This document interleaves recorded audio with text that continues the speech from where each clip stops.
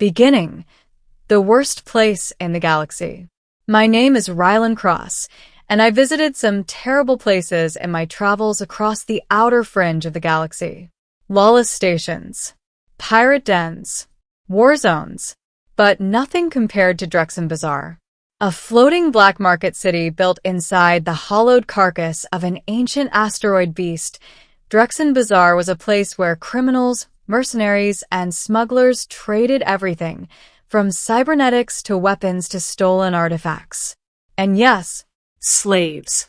The great powers of the galaxy had outlawed the practice centuries ago. But on the fringe, laws meant nothing if someone was willing to break them. I arrived on Drexen for one reason: to retrieve a stolen human artifact before it was sold to the wrong buyer. I didn't expect to leave with a living being. I definitely didn't expect her to choose me. But that's how the galaxy works sometimes. You go to fix one wrong and end up changing a life. The auction. I hated walking into the slave district. Chains, cages, dim lights, the smell of blood and fear everywhere. I gritted my teeth and focused on the mission.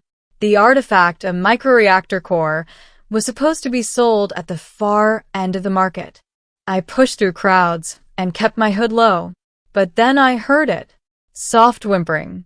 A sound too gentle, too pained, too wrong to ignore. I turned. A cage.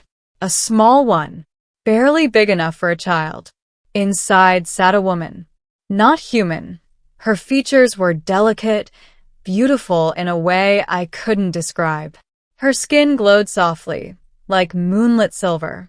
Long white hair spilled across her shoulders in uneven, tangled waves. And her eyes. They were the most striking part. Large, bright, shimmering violet eyes. And they were full of terror. The slaver beside her saw me staring. Interested in this one? He chuckled. Rare species. Found her running from a collapsed colony. Doesn't speak our languages, but she's obedient. For now. He grabbed the bars of her cage and rattled them loudly. She flinched violently. My blood boiled. I didn't come here to save people today. But I wasn't leaving her here. How much? I asked, voice cold. The slaver smiled greedily. For you? 5,000 credits. 2, 4, 3. Deal. I transferred the credits, disgusted at the entire exchange. He opened her cage. She crawled out shakily, too weak to stand properly. Her glowing eyes met mine. So fragile, so scared, but still filled with something stubborn, something bright. Hope. The slaver shoved her toward me. She's yours. I didn't touch her. I didn't want to scare her, but I gestured gently. Come on, let's get you out of here. She hesitated, then stepped toward me. And that single step changed everything. The escape from Drexen. We didn't have long. Buyers and sellers watched us closely. Some with curiosity, some with anger. Humans weren't supposed to interfere in slave trades, unless they wanted trouble. Stay close, I whispered. She nodded, even though I wasn't sure she understood. The moment we reached the exit corridor, alarms blared. Stop them, someone shouted. The slaver must have alerted the guards. Great. 2 armored mercenaries blocked the way. Hand the girl over, one growled. She's property. I stepped forward. She's not property. She is here, the other snarled. Last warning. I moved before he finished. My stun pistol was out in a flash. 2 quick shots. Both mercenaries hit the ground twitching. I grabbed the woman's hand carefully. Run. We sprinted through the twisting metal tunnels of Drexen, dodging merchants and crates. She struggled to keep up, still weak from whatever hell she'd endured. I didn't let go of her hand. Alarms blared louder. More mercenaries appeared behind us. Faster, I said, pulling her gently. We're almost. A blaster bolt sizzled past my head. I turned around, aiming. But then she did something unexpected. She stepped in front of me. Her hands glowed. A shimmering shield burst outward. Pure light, crackling with energy. The next blaster bolt hit the shield and scattered like dust. I stared.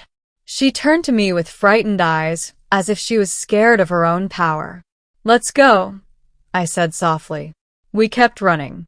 We reached my ship, the Wandering Star, just as 3 more guards cornered us. I pushed her inside and slammed the hatch shut, locking the airlock. The ship roared to life. Engines burned. Drexen Bazaar faded behind us. We were free. Middle, the woman who wouldn't leave. Once we were clear of the station, I led her to the med bay. She flinched at every movement. "It's okay," I said gently. "I won't hurt you." I scanned her injuries. Bruises. Undernourished. Dehydrated. Her wrists had marks where restraints once held her. Whoever had her before the slaver had been cruel. I bandaged her carefully, used a translator tool to attempt basic communication.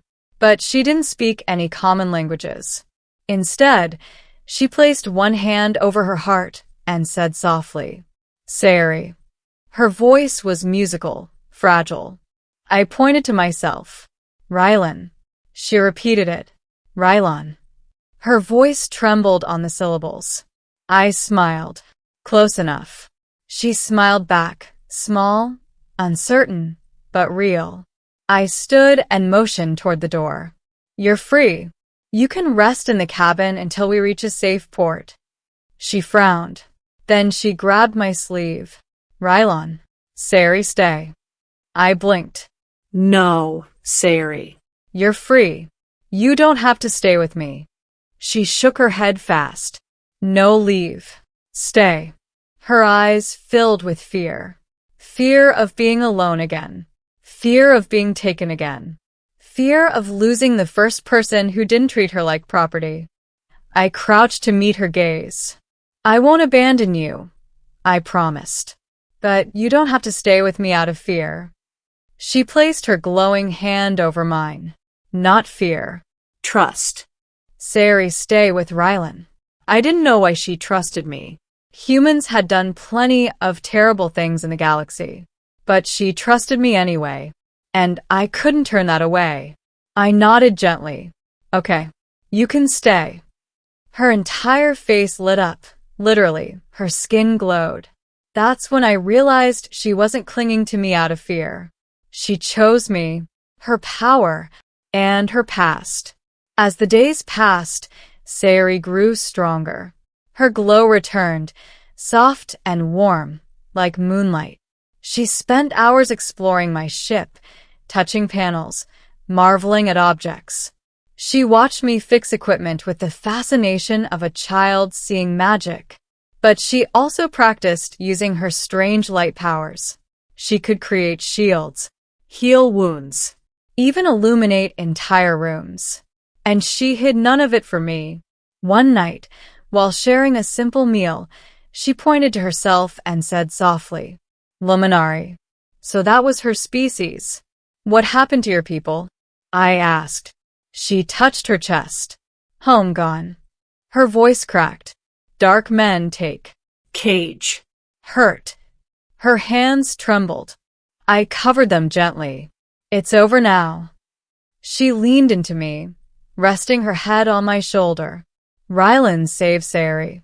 I just did what anyone should." She pulled back and shook her head firmly. "No.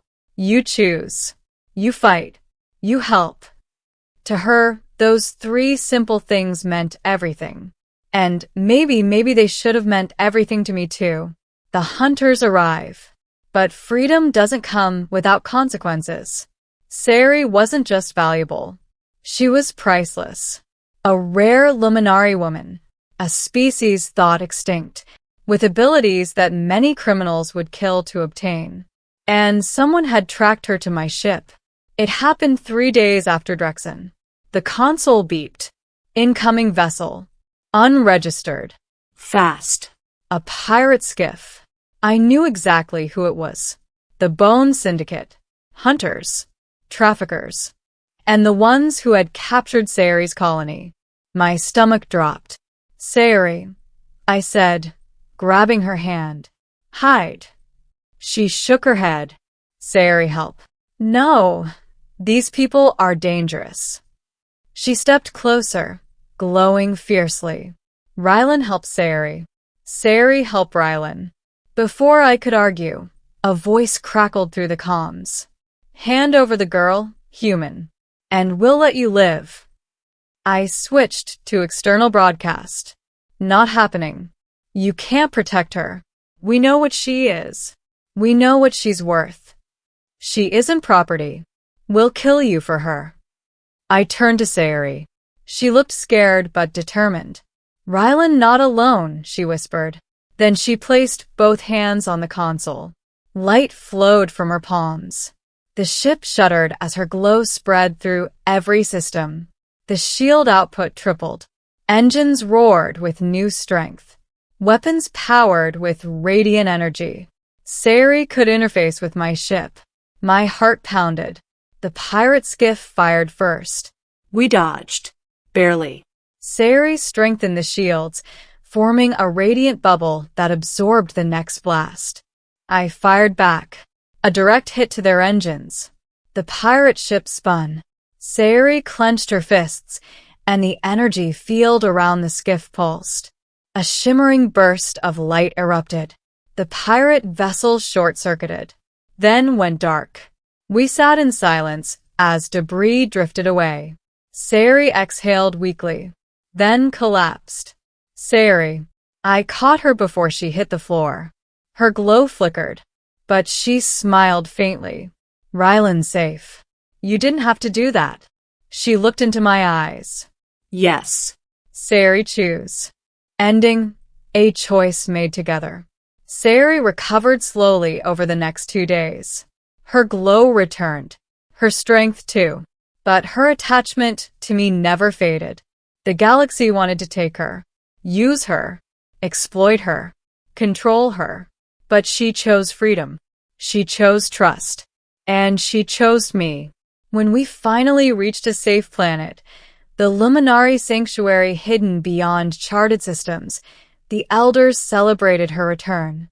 They offered her a place in their hidden community, a safe home, a protected life. Peace. Sayori listened quietly. Then she turned to me. Rylan, go. My heart tightened. This was her chance to be with her people, her culture, her history. I want you to be safe, I said softly. And this place is safe. She shook her head.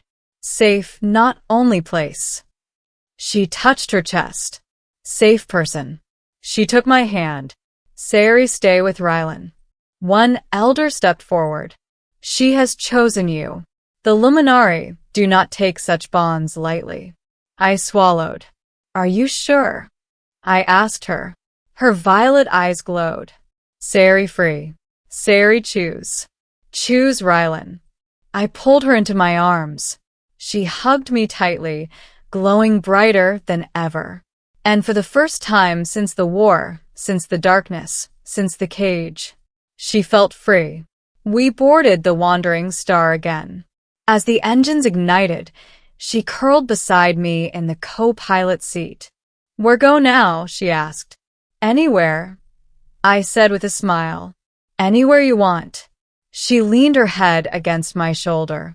Then Rylan and Sayori go together, and we launched into the stars.